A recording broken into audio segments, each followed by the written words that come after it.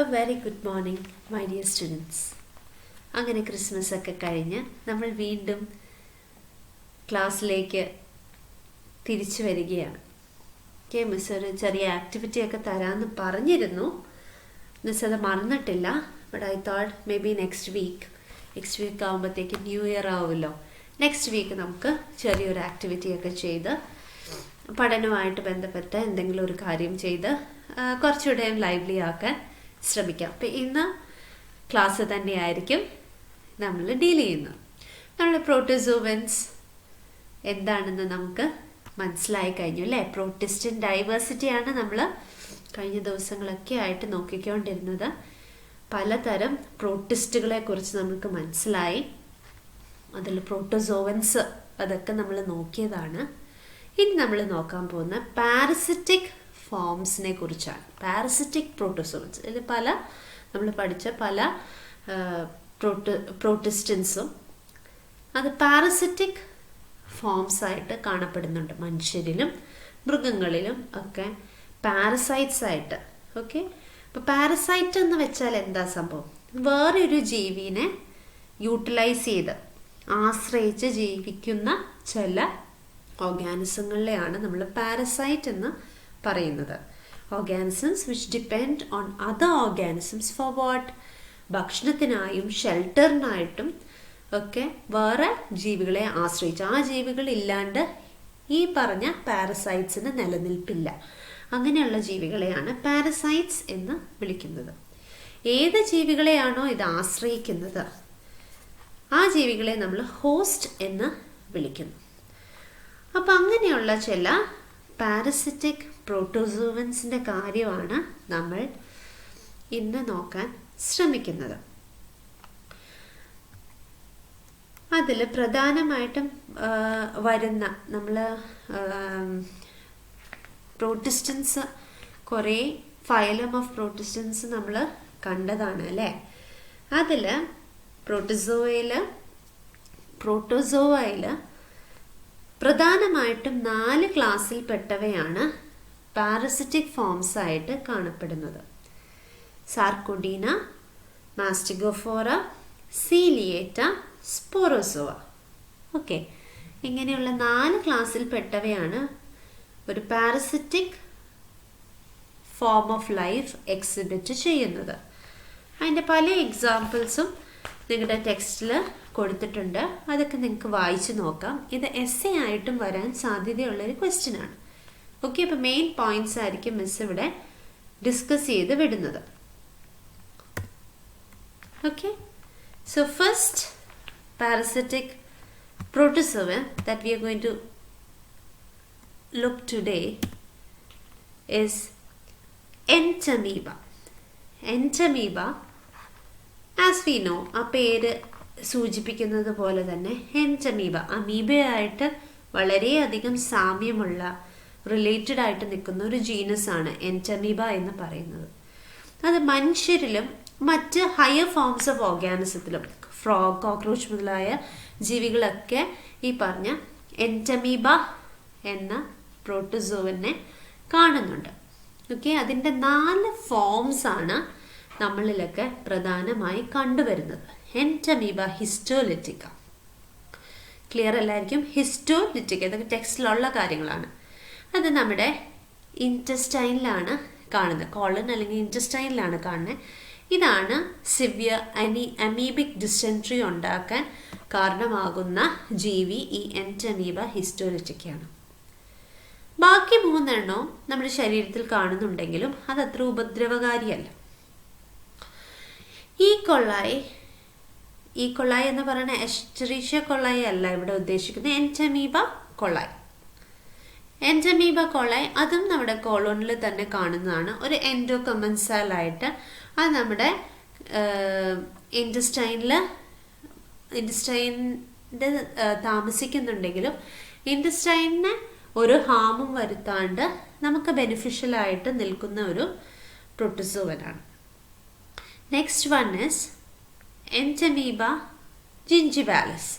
ഇതും ഒരു എൻഡോകമാൻസാലാണ്, നമ്മുടെ മൗത്തിൽ കാണുന്ന ഒരു എൻഡോകമാൻസാലാണ്. ഇതും ഈ പറഞ്ഞ പോലെ നമുക്ക് ഹാം ഒന്നും ഉണ്ടാക്കുന്ന ജീവിയല്ല, പക്ഷേ നമ്മളെ സഹായിക്കുകയും അതേസമയം നമ്മളിൽ നിന്ന് കുറച്ച് ബെനിഫിറ്റ്സ് ഡ്രോ ചെയ്യുകയും ചെയ്യുന്ന ജീവിയാണ് ഇവ രണ്ടും.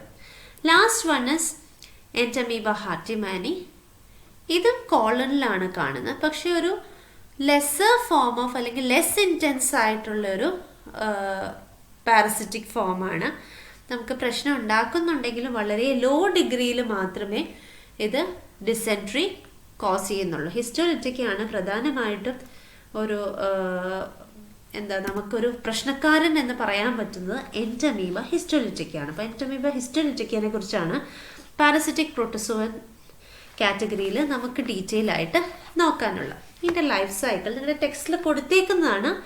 അത് ഡിസ്ക്രൈബ് ചെയ്ത് നല്ല രീതിയിൽ ടെക്സ്റ്റിൽ കൊടുത്തിട്ടുണ്ട്. മിസ് അതിൻ്റെ സ്കീമാറ്റിക് വരച്ചു എന്ന് മാത്രം. എപ്പോൾ നമ്മൾ ഒരു ഓർഗാനിസത്തിനെ കുറിച്ച് അതിൻ്റെ ലൈഫ് സൈക്കിൾ നമുക്ക് പഠിക്കാനുള്ളപ്പോൾ ആദ്യം നമ്മൾ ചെയ്യേണ്ട ഏറ്റവും എളുപ്പപ്പണിയാണ് മിസ് പറഞ്ഞു തരുന്നത്. ആദ്യം ആ ജീവിയുടെ സയൻറ്റിഫിക് നെയിം അറിഞ്ഞിരിക്കുക.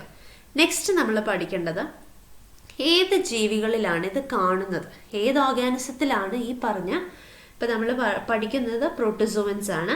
അതിൽ എൻറ്റമീബ ഹിസ്റ്റോലിറ്റിക്ക ഏത് ഓർഗാനിസത്തിലാണ് ഈ പറഞ്ഞ അസുഖം ഉണ്ടാക്കുന്നത് അത് മിസ് ഡിസ്കസ് ചെയ്തു. ഹയർ ആനിമൽസിലാണ്, ലൈക്ക് മാൻ, ഫ്രോഗ്, കോക്രോച്ച് മുതലായ ഹയർ വെർട്ടിബ്രേറ്റ്സിലാണിത് പ്രശ്നം ഉണ്ടാക്കുന്നതെന്ന് പറഞ്ഞു. റൈറ്റ്? അപ്പോൾ ഓർഗാനിസം കിട്ടി. ഇനി ഈ ഓർഗാനിസത്തിൻ്റെ ഏത് ഭാഗത്താണ് ഇതിൻ്റെ സൈറ്റ് ഓഫ് ആക്ഷൻ അല്ലെങ്കിൽ ഇത് എവിടെയാണ് പെറ്റുപെരുകുന്നത് മുതലായ കാര്യങ്ങളാണ് നെക്സ്റ്റ് നമ്മൾ മനസ്സിലാക്കേണ്ടത്. ഇൻ ദിസ് കേസ് കോളനിലാണ് നമ്മൾ പറഞ്ഞു, അഥവാ ഇൻറ്റസ്റ്റൈനിലാണെന്ന് പറഞ്ഞു. ഇനി we are moving on to the stages. അതിൻ്റെ ലൈഫ് സൈക്കിളിലെ പ്രധാനപ്പെട്ട സ്റ്റേജസ് ആണ് മിസ് ഇവിടെ എഴുതി വച്ചേക്കുന്നത്. ഇതിനൊരു ട്രോഫോസൈറ്റ് സ്റ്റേജ് ഉണ്ട്. ഈ ട്രോഫോസൈറ്റ് സ്റ്റേജ് ആണ് ഇതിൻ്റെ റീപ്രൊഡക്റ്റീവ് സ്റ്റേജ് എന്ന് പറയുന്നത്, അഥവാ മൾട്ടിപ്ലൈ ചെയ്യുന്നത് ഈ ഒരു സ്റ്റേജിലിരിക്കുമ്പോഴായിരിക്കും. നെക്സ്റ്റ് സ്റ്റേജ് എന്ന് പറയുന്നത് സിസ്റ്റ് സ്റ്റേജ്. അത് കഴിഞ്ഞുള്ളൊരു സ്റ്റേജാണ് പ്രീ സിസ്റ്റിക് സ്റ്റേജ്. ഓക്കെ, അങ്ങനെ 3 സ്റ്റേജുകളായിട്ടാണ് ഇതിൻ്റെ life cycle. Pre cystic stage എന്നൊരു കൃത്യമായ കാറ്റഗറി വേണമെങ്കിൽ പറയാം. ട്രോഫോസൈറ്റും സിസ്റ്റ് സ്റ്റേജും കൃത്യമായിട്ട് നമുക്ക് പറയാൻ പറ്റുന്ന 2 സ്റ്റേജസ് ആണ്. അതിൽ നമ്മളപ്പോൾ അതൊരു സ്കീമാറ്റിക് ഡയഗ്രമായിട്ട് വരയ്ക്കുകയാണെങ്കിൽ എളുപ്പത്തിൽ നമുക്ക് ഈ പറഞ്ഞ ലൈഫ് സൈക്കിൾ മനസ്സിലാവും. അതിനു വേണ്ടിയാണ് ഈ സ്കീമാറ്റിക് ഡയഗ്രമായിട്ട് വരച്ചു തന്നേക്കുന്നത്. ഈ പറഞ്ഞ ഓർഗാനിസം എൻറ്റമീബ ഹിസ്റ്റോലിറ്റിക്ക നമ്മുടെ ലാർജ് ഇൻറ്റസ്റ്റൈൻ്റെ ഭിത്തിയിൽ വോളിലാണ് കാണുന്നത്. ആ കാണപ്പെടുന്ന സ്റ്റേജിനെയാണ്, ആ ഒരു സ്റ്റേജിൽ അത് ഇരിക്കുമ്പോഴത്തേക്ക് ലാർജ് ഇൻറ്റസ്റ്റൈൽ കാണപ്പെടുന്ന ആ സ്റ്റേജിനെയാണ് നമ്മൾ ട്രോഫോസൈറ്റ് സ്റ്റേജ് എന്ന് പറയുന്നത്. അതിന് മൾട്ടിപ്ലൈ ചെയ്യാനുള്ള എബിലിറ്റി ഉണ്ട്. അസെക്ഷൽ റീപ്രൊഡക്ഷൻ ആണ് നടക്കുന്ന. ബൈനറി ഫിഷൻ വഴി ഈ പറഞ്ഞ പ്രോട്ടോസോവൻ പെരുകി ചെറിയ റൗണ്ടിഷ് സ്ലഗിഷ് ആക്ടിവിറ്റി കാണിക്കുന്ന പ്രീസിസ്റ്റിക് ഫോംസ് ആയി മാറുന്നു. ഈ പ്രീസിസ്റ്റിക് ഫോംസ് റൗണ്ട് ഷേപ്പിലായിരിക്കും, വലിയ അധികം മൂവ്മെൻ്റ് ഒന്നും കാണിക്കാത്ത ഫോമാണ്. ഇതിൻ്റെ ഉള്ളിൽ റിസർവ് ഫുഡായിട്ട് ഗ്ലൈക്കോജൻ കാണുന്നുണ്ട്. പിന്നെ ക്രോമറ്റോയിഡ് ബാർസ്, റോഡ് ഷേപ്പിലുള്ള പ്രോട്ടീൻ മെറ്റീരിയലായ ക്രോമറ്റോയിഡ് ബാർസും ഈ പറഞ്ഞ പ്രീസിസ്റ്റിക് ഫോമിൻ്റെ ഉള്ളിൽ കാണുന്നുണ്ട്. പ്രീസിസ്റ്റിക് ഫോം ആയിക്കഴിഞ്ഞാൽ ഇതിൻ്റെ ഉള്ളിൽ ഫുഡ് വാക്യൂളുണ്ട്. ഫുഡ് വാക്യൂള് അപ്രതീക്ഷിതം ആകും. ഈ പ്രീസിസ്റ്റിക് ഫോംസ് എവിടെയാണ് ഉണ്ടായി വരുന്നത്? ലാർജ് ഇൻറ്റസ്റ്റൈൻ്റെ ഭിത്തിയിലാണ് ഉണ്ടായി വരുന്നത് അല്ലേ? ആ ഉണ്ടായി വന്ന ഫോംസ് ഇൻറ്റസ്റ്റൈൻ്റെ ക്യാവിറ്റിയുടെ ഉള്ളിലേക്ക് ചാടി പുറത്തേക്ക് ചാടുന്നു. ക്യാവിറ്റിയിലേക്ക് ചാടിയാൽ ഈ ഓരോ പ്രീസിസ്റ്റിക് ഫോംസും അതിന് ചുറ്റും ഒരു കവറിങ്, ഒരു റെസിസ്റ്റൻ്റ് ആയിട്ടുള്ളൊരു ട്രാൻസ്പെറൻറ്റ് കവറിങ് അല്ലെങ്കിൽ ഒരു എൻവലപ്പ് സിക്രീറ്റ് ചെയ്യാൻ തുടങ്ങും. ആ സിക്രീറ്റ് ചെയ്യുന്ന പ്രോസസ്സിനാണ് എൻസിസ്റ്റേഷൻ അല്ലെങ്കിൽ എൻസിസ്മെൻറ്റ് എന്ന് പറയുന്നത്. ആ സിസ്റ്റ് സ്റ്റേജിൽ എത്തിക്കഴിഞ്ഞാൽ ഓരോ സെല്ലും സിസ്റ്റിൻ്റെ ഉള്ളിൽ ഒരു കവറിങ് ആയല്ലോ, ആ കവറിങ്ങിൻ്റെ ഉള്ളിൽ കയറി ഇരിക്കുന്ന ഓരോ സെൽ എന്ന് പറഞ്ഞാൽ ഒരു ന്യൂക്ലിയസ് അല്ലേ ഉള്ളൂ. ആ ന്യൂക്ലിയസിന് ഡിവിഷൻ നടന്ന് ഒരു ന്യൂക്ലിയസ് 4 ന്യൂക്ലിയസായി, 2 ഡിവിഷൻ പുറകെ നടന്ന് 4 ന്യൂക്ലിയസ് ഉള്ള ഒരു സെല്ലായിരിക്കും ഈ സിസ്റ്റിൻ്റെ ഉള്ളിൽ കാണുന്നത്. അപ്പോൾ ആ സ്റ്റേജിനെ നമ്മൾ ടെട്രാ ന്യൂക്ലിയേറ്റ് സ്റ്റേജ് എന്ന് വിളിക്കുക. ഈ സിസ്റ്റ് സ്റ്റേജ് എന്ന് പറയുന്നത് ടെട്രാ ന്യൂക്ലിയേറ്റ് സ്റ്റേജാണ്. 4 ന്യൂക്ലിയായി ഉള്ള സിസ്റ്റ് സ്റ്റേജ്. അത് ഭയങ്കര റെസിസ്റ്റൻ്റ് ആയിട്ടുള്ള ഒരു സ്റ്റേജാണ്. അതായത് അഡ്വേഴ്സ് കണ്ടീഷൻ, അൺഫേവറബിൾ ആയിട്ടുള്ള കണ്ടീഷനിലൂടെ ഒക്കെ ഈ സിസ്റ്റ് സ്റ്റേജ് പാസ് ചെയ്താലും അതിനൊരു പ്രശ്നവും പറ്റത്തില്ല. ഇച്ചിരി വരൾച്ചയോ അതിന് ഫേവറബിൾ അല്ലാത്ത, ഈ ജീവിക്ക് ഫേവറബിൾ അല്ലാത്ത എന്തവസ്ഥകൾ വന്നാലും ഈ സിസ്റ്റ് സ്റ്റേജിൽ അതിനെയൊക്കെ തരണം ചെയ്യാൻ പറ്റുന്ന ഒരു സ്റ്റേജാണ്, റെസിസ്റ്റൻറ്റ് സ്റ്റേജാണ് സിസ്റ്റ് എന്ന് പറയുന്നത്. ഈ സ്റ്റേജ് തന്നെയാണ് ഇൻഫെക്റ്റീവ് സ്റ്റേജ് എന്ന് അറിയപ്പെടുന്നത്. ഈ സിസ്റ്റുകൾ എവിടെയാണ് ഉണ്ടായി വന്നേക്കുന്നത്? ഇൻറ്റസ്റ്റൈനൽ ക്യാവിറ്റിയിലാണല്ലേ. അങ്ങനെ ഇൻറ്റസ്റ്റൈനൽ ക്യാവിറ്റിയിൽ ഈ ടെട്രാ ന്യൂക്ലിയേറ്റ് സിസ്റ്റ് ഉണ്ടായി കഴിയുമ്പോഴത്തേക്കും ഈ സിസ്റ്റുകൾ ഈ ജീവിയുടെ ഏത് ജീവിയിൽ ഏത് കാണുന്നത്? മാനിൽ കാണാം, ഫ്രോഗിൽ കാണാം, കോക്രോച്ചസിൽ, അതുപോലെ ഹൈ ഓർഗാനിസത്തിലാണ് ഇത് കാണുന്നത്. ഹൈ ഓർഗാനിസത്തിൻ്റെ ഇൻറ്റസ്റ്റൈനൽ ക്യാവിറ്റിയിൽ സിസ്റ്റുകൾ ഉണ്ടായിക്കഴിഞ്ഞാൽ ഈ ഓർഗാനിസത്തിൻ്റെ ഫീസസ് വഴി, എക്സ്ക്രീറ്റ വഴി ഈ സിസ്റ്റുകൾ പുറത്തിറങ്ങിക്കഴിഞ്ഞാൽ അതിന് അനുയോജ്യമായ ഫേവറബിൾ കാലാവസ്ഥ, എൻവയറൺമെൻറ്റൽ കണ്ടീഷൻ എത്തിക്കഴിയുമ്പോഴത്തേക്കും അത് ഈ സിസ്റ്റ് പൊട്ടിച്ച്, ഈ ടെട്രാ ന്യൂക്ലിയേറ്റ് സ്റ്റേജ്, ആ സിസ്റ്റ് പൊട്ടിച്ച് അതിൻ്റെ ഉള്ളിൽ നിന്ന് ന്യൂക്ലിയേ ഓർഗാനിസം പുറത്തേക്ക് ചാടി വരുന്നു. ആ പുറത്തേക്ക് സിസ്റ്റ് പൊട്ടിച്ച് പുറത്തേക്ക് ഇറങ്ങി വരുന്ന ഫോമിനെയാണ് മെറ്റാസിസ്റ്റിക് ഫോം എന്ന് പറയുന്നത്. അത് എവിടെ വെച്ചായിരിക്കും അത് സംഭവിക്കുന്നത്? പുതിയ ഹോസ്റ്റിൽ എത്തുമ്പോഴാണ് അതിന് നമ്മൾ മെറ്റാസിസ്റ്റിക് സ്റ്റേജ്, അടുത്ത ഒരു ജീവിയുടെ ശരീരത്തിൽ എത്തിപ്പെട്ട് അതിൻ്റെ ഇൻസ്റ്റൈനിൽ വെച്ചിട്ടായിരിക്കും അത് മെറ്റാസിസ്റ്റിക് ഫോമായിട്ട് മാറുന്നത്. മെറ്റാസിസ്റ്റിക് ഫോം അടുത്ത ഇൻഡിവിജ്വലിൻ്റെ ഉള്ളിൽ വെച്ചിട്ട് അത് പല പ്രാവശ്യം ഡിവൈഡ് ചെയ്ത് മെറ്റാസിസ്റ്റിക് ട്രോഫോസൈറ്റ്സ് ആയി മാറുന്നു. ഓരോ ട്രോഫോസൈറ്റ്സും ഗ്രോ ചെയ്ത് വീണ്ടും ട്രോഫോസൈറ്റായി മാറുന്നു. ഈ സൈക്കിൾ റിപ്പീറ്റ് ചെയ്യുന്നു. ഇനി എങ്ങനെയാണ് ഇതിൻ്റെ ട്രാൻസ്മിഷൻ നടക്കുന്നത്? എൻഡമീബ ഹിസ്റ്റോലിറ്റിക്ക ഒരു ജീവിയിൽ നിന്ന് വേറെ ജീവിയിലേക്ക് എങ്ങനെ എത്തിപ്പെടുന്നു? ട്രാൻസ്മിഷൻ എങ്ങനെ നടക്കുന്നു? ഡെഫിനറ്റ്ലി കണ്ടാമിനേഷൻ വഴിയാണ്.